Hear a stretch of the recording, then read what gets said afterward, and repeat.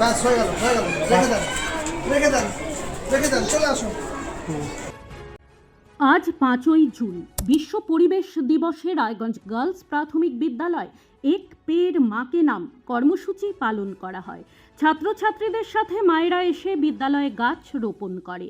বিশ্ব উষ্ণায়ন ও দূষণ থেকে পৃথিবীকে বাঁচানোর জন্য বিদ্যালয়ের পক্ষ থেকে প্রত্যেক ছাত্রছাত্রীদের জানানো হয় নিজের জন্য বাড়িতে, বাড়ির আশেপাশে, পাড়ায় এবং বিদ্যালয়ে একটি করে গাছ লাগাতে।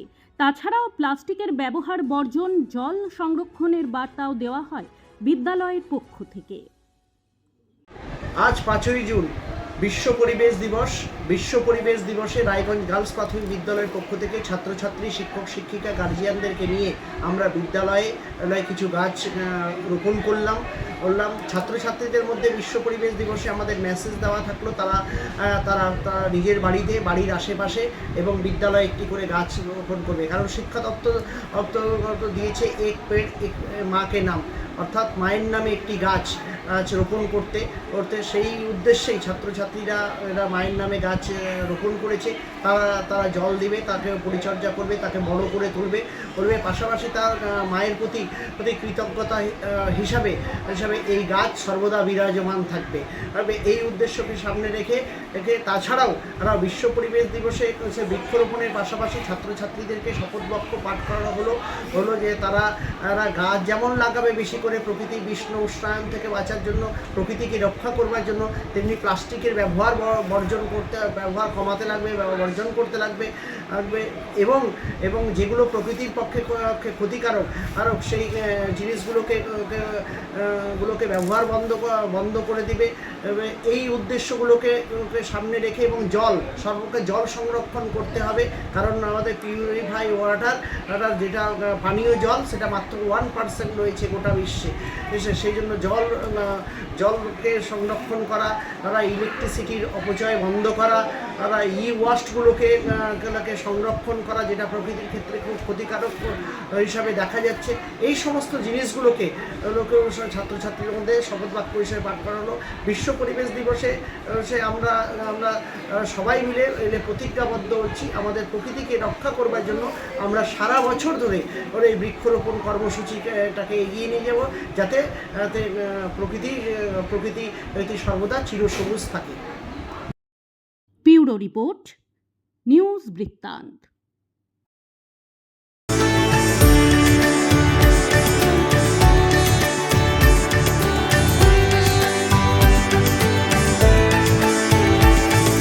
Wait, so this was your wedding look? Oh my God, Tammy, you look pretty. Dhaka থেকে যখন আইছিলাম এ হগল আমার মা আমারে পরাইয়া দিছিল। It's so authentic, Tammy. I will go for this look. But what about my goina? সাদা রঙের রুমালটিতে গোলাপি রঙের কাজ, সব মিলিয়ে দারুণ হবে নতুন কনের সাজ। আমার গয়না আমার শ্রীঢাকা জুয়েলার্স, আভিজাত্যের গয়না। এবার আর স্বাস্থ্য পরীক্ষার জন্য বাইরে যেতে হবে না, সব বিশ্বমানের পরিষেবা আপনার হাতের মুঠোয়। এক ছাদের নিচে পলিক্লিনিক, ডায়াগনস্টিক ও এক্সপার্ট কেয়ার। অপোলো হসপিটালসের কলকাতা, বেঙ্গালুরু, চেন্নাইয়ের বিশেষজ্ঞ ডাক্তারদের সাথে সব জটিল সমস্যার সমাধান। অপোলো ক্লিনিক এখন রায়গঞ্জে। আপনার জীবনের সমস্ত প্রতিকূল পরিস্থিতির অবসান ঘটাতে আজই আসুন স্বর্গীয় জ্যোতিষ গবেষক ও তন্ত্র সাধক অলোক কর্মকারের সুযোগ্য পুত্র ও একমাত্র শিষ্য সঞ্জয়ের কাছে, যিনি আসাম বঙ্গীয় জ্যোতিষ ও তন্ত্র সোসাইটি দ্বারা জ্যোতিষ রত্ন উপাধিতে সম্মানিত। তাই আজই আসুন বংশানুক্রমিক ও সুদক্ষ জ্যোতিষ প্রতিষ্ঠানে। Shishu Mangal child development centre and research institute.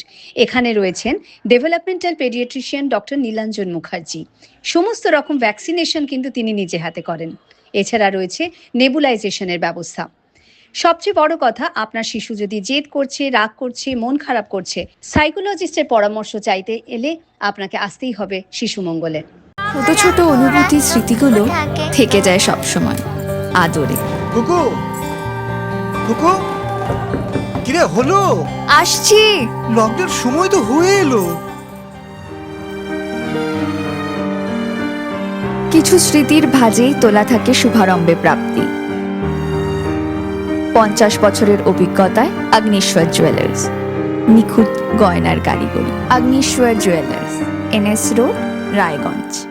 রাত হোক বা দিন, নিউরো এমার্জেন্সি সময় দেখে আসে না। হঠাৎ মাথায় আঘাত, স্ট্রোক বা অচেতন হয়ে যাওয়া, প্রতিটি মুহূর্তই অমূল্য, কারণ এখানে সময়ই সবচেয়ে বড় চিকিৎসা। এবার রায়গঞ্জেই উপলব্ধ অ্যাডভান্সড নিউরোসার্জারি সুবিধা। দক্ষ নিউরোসার্জন ও আধুনিক প্রযুক্তির সহায়তায় 24x7 জরুরি পরিষেবা। সঠিক সময়ে সঠিক চিকিৎসা ফিরিয়ে দিতে পারে স্বাভাবিক জীবন। জীবনরেখা হসপিটাল, অ্যাডভান্সড নিউরো কেয়ার।